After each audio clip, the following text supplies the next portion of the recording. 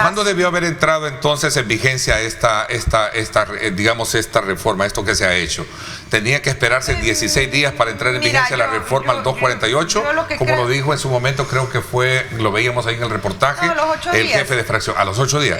¿Y por qué esperar 16 días? Porque después de aprobar en los 8 días, me imagino yo que van a hacer la reforma, la primera reforma del 210 y 8 días después van a hacer la segunda reforma del 210 para buscar la forma, aunque no es necesario, lo pueden hacer un solo día.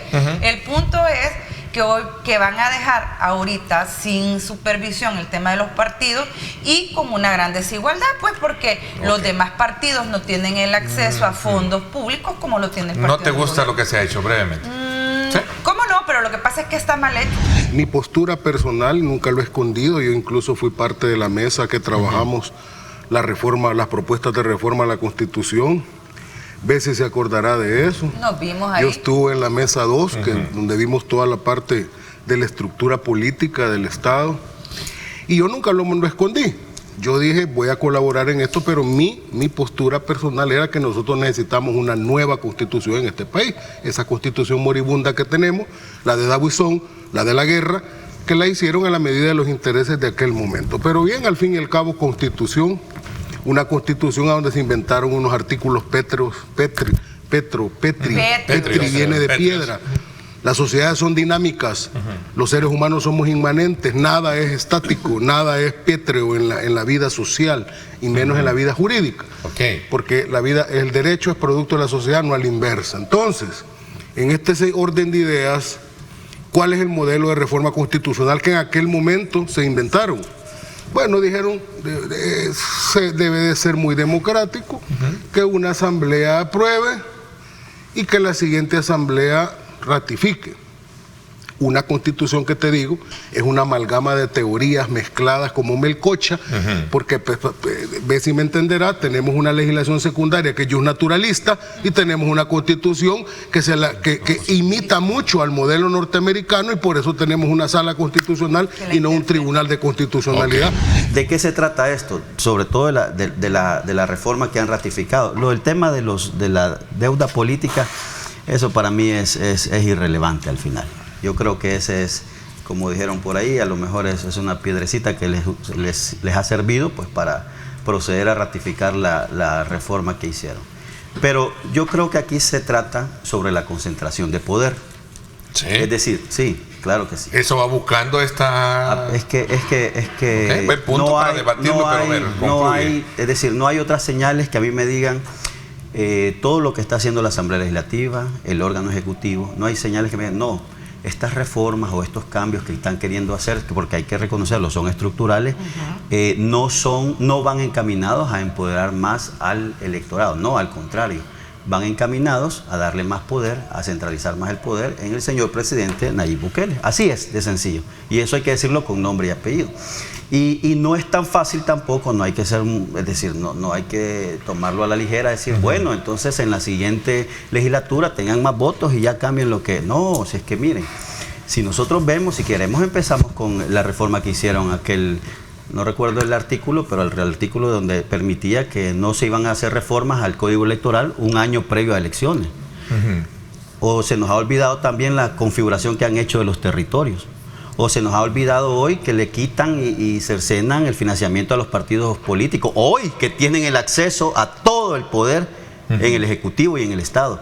O se les ha olvidado cómo han dejado sin dinero a las alcaldías, a los alcaldes de estos partidos políticos. O se les ha olvidado la persecución política de los partidos políticos. Es decir, caramba, lo repito, o son ingenuos o son cómplices.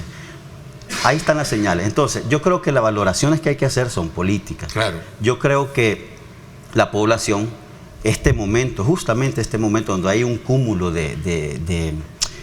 una efervescencia que se ha sentido, porque hay temas muy sensibles. Sí. Y aquí quiero traer a colación lo que ha comentado Bessie aquí, el tema de la minería, el tema de estas decisiones, que a la gente le ha servido de alguna u otra manera como para reflexionar si lo que estamos pasando en este momento es adecuado, es conveniente para esta sociedad.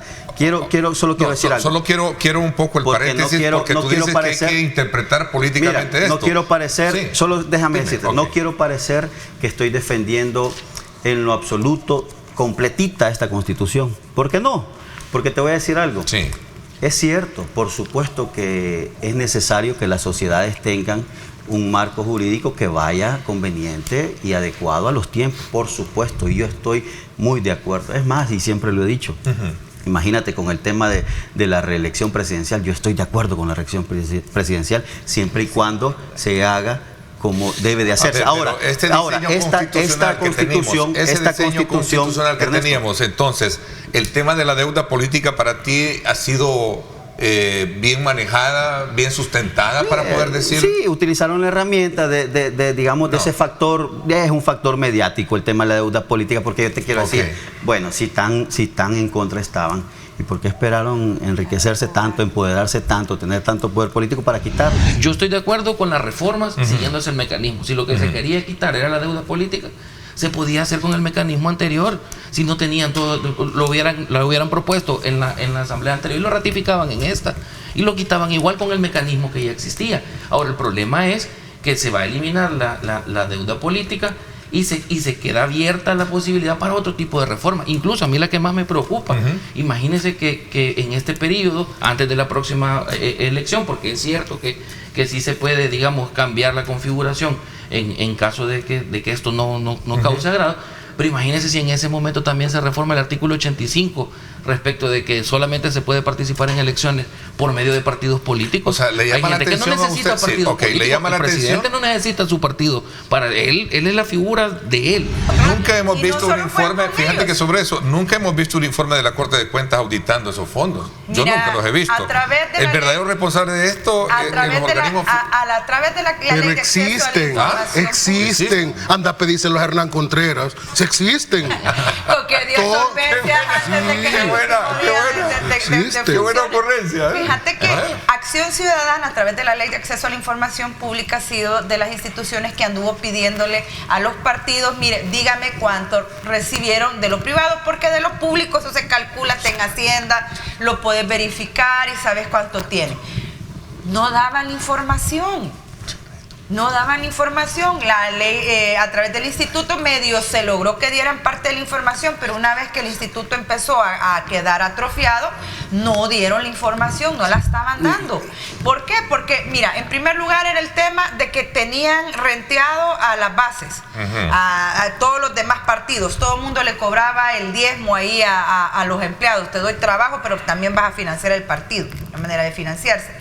Luego, recibir fondos de personajes oscuros, empresarios con intereses bien tremendos, que terminaban dándole 1 millón a uno, 1 millón a otro, 2 millones a aquel, 500,000, apostaban en todos los partidos políticos. Las ONG del frente. Pero al final del día, ¿quién tuvo el problema? La institucionalidad que no supervisó de dónde entraba el pisto. Entonces, en sí, el ingreso del dinero de parte de los privados no es que sea malo, es que la institucionalidad no funcionó. Que el 210 te permita que el Estado te financie para que no estés en desventaja, tampoco es malo, pero si estábamos viendo que estaban teniendo una forma de vida con esa plata, ¿por qué no cambiarla, pues? ¿Por qué en vez de darle el dinero, mejor trabajar como se hace en México, que te compran los espacios? Era tan alta la corrupción. Pero no la que Constitución trascendía, o las organizaciones, en este caso la Corte de Cuentas. En este caso la Corte de Cuentas. Entonces no funcionaban. Pero no hablen, mira, no funcionaban. y no hay que Por eso- hablar- eso comprueba que no el hay que problema hablar no en era pasado. constitucional. No hay que hablar en pasado. Las instituciones no funcionan. Es decir, no están funcionando. No siguen funcionando, No pero siguen por eso el problema no funcionando. es Ok, interesante la acotación. Es que no es que No es cosa de ayer, es cosa de hoy, a tu es que criterio. está sucediendo hoy mismo. Ok.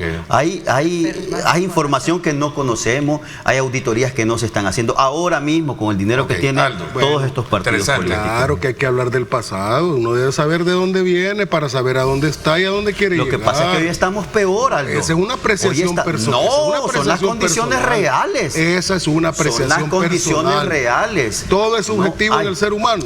Todo es subjetivo en el ser humano. Hay condiciones. Ahora, Mira, ¿de dónde venimos? Venimos de lo que yo le he llamado siempre la rancia partidocracia. Teníamos la Florentina apareció, esa constitución, la anduvo, Florentín Meléndez la andaba regalando, esa constitución formal, la democracia formal estaba ahí. ¿Cómo funcionaba materialmente el sistema?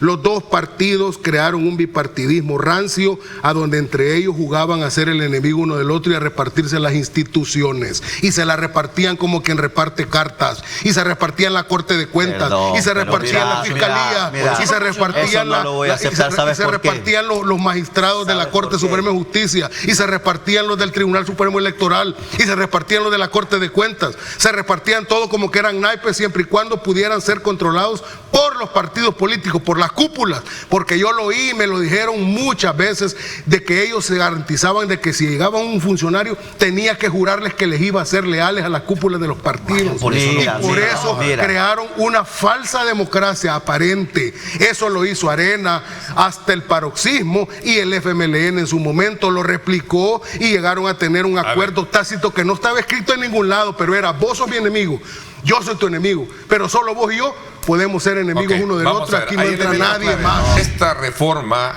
si esta ratificación abre ese abanico para unas reformas futuras que de alguna manera le den el cambio, el giro que pueda tener el país. Bueno. Y el temor que tienen algunos sectores que tú dices que no tienen derecho a hacerlo, pero... Sí. Pero no dijo eso, dijo que lo respetaba. Que lo respetaba. Ahora te voy a decir algo para zanjar lo que acabo de contar. Ahora, de aquí en adelante vas a entender por qué yo le digo al FMLN traidor en dos vías. Traidor al pueblo y nos traicionó a nosotros también. Ahora lo vas a entender con más énfasis. Y no lo digo con rencor, si eso ya es historia nacional y a mí ya no me causa ningún escozor, pero hay que estar claro a las cosas como sucedieron. Sí. Ahora, yo respeto la postura con respecto al financiamiento de los partidos políticos. Alguien tiene la postura que debe el Estado financiarlo, muy bien, es una postura personal política.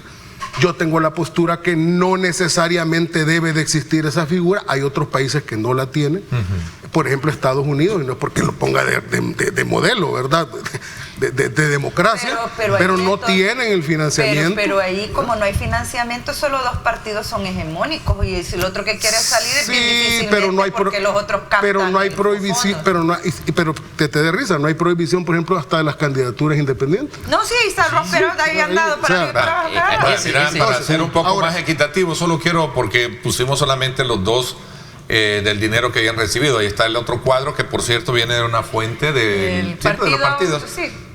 Pero eso es con respecto a la elección del año pasado. Sí, vaya, por ejemplo, pues sí, hablando de dinero, aquí vamos a hablar de todos, así como acabamos de Arena, ahí está, ¿verdad? Ese es otro dato. Aldo, perdón, ¿qué dices que ves y se ríe? ¿De qué estamos riéndote? No, de que el tema del financiamiento desde el Estado era para poder tener igualdad de condiciones. Si bien es cierto lo que dice Aldo, es así que en Estados Unidos se hacen las grandes recolecciones de dinero, pero lo cierto es que los grandes patrocinadores se dividen solo entre republicanos y demócratas. Es bien difícil que otros partidos suban.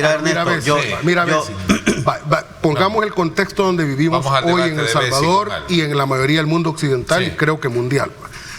¿Cuál es el contexto de este momento? Cuando se creó la idea del financiamiento era porque existían formas de comunicar. Y las únicas formas eran sí o sí televisión, y radio. Los diarios, que solo eran nada más un par, y la radio. Y pare de contar. O te ponías en una esquina a distribuir panfletos y no había otra. Bueno, o a tapizar la ciudad, que antes era fiesta. O a dar un buen discurso como Duarte. O ir a la plaza pública, la vieja usanza estilo griego, a darte tu propio discurso público. Pero en este momento del siglo XXI, ya terminando la segunda década, la forma como se comunican los mensajes es diferente. Yo comparto con Aldo que la repartición de las instituciones del Estado fue real. El PCN se adueñó de la Corte de Cuentas de la República. Y ese mecanismo no se ha cambiado. Va a ser nuevas ideas quien va a nombrar. Corte de Cuentas, va a ser el Ejecutivo el que va a nombrar. Pero mira, Bessie, era necesario. Si la decisión que se tomó por mayoría aplastante de este país, aunque algunos no estén de acuerdo y es válido, es que no se iba a financiar más a los partidos. La única manera de hacerlo era reformando la Constitución, porque eso viene de la Constitución. Es que en ese punto, a ver, que haya ganado aplastantemente, que masacró 7 partidos, que el FMLN ya ni representación tiene en la asamblea, ese no es el punto. Para mí el punto debe ser que Nuevas Ideas tiene una gran oportunidad de verdad cambiar el sistema, porque aquí los partidos que han estado en el poder han gobernado para permear sus propios beneficios, para no salir del poder, para mantenerse impunes, y Nuevas Ideas debe legislar para cuando esté fuera del poder. Vamos a ver, porque ahora así salta, ahorita así saltaré en el FMLN, cualquier partido, pero y no es el mismo sistema que tuvieron, pues, ¿y por qué no lo cambiaron? Y eso es lo que yo digo con Nuevas Ideas. Ahorita se están beneficiando de este sistema, no lo veo con ganas de cambiarlo. Cuando gire la rueda, porque la rueda siempre gira, van a saltar igual y no van a poder controlar el que llegue el poder. ¿Quiénes terminan jodidos? El pueblo.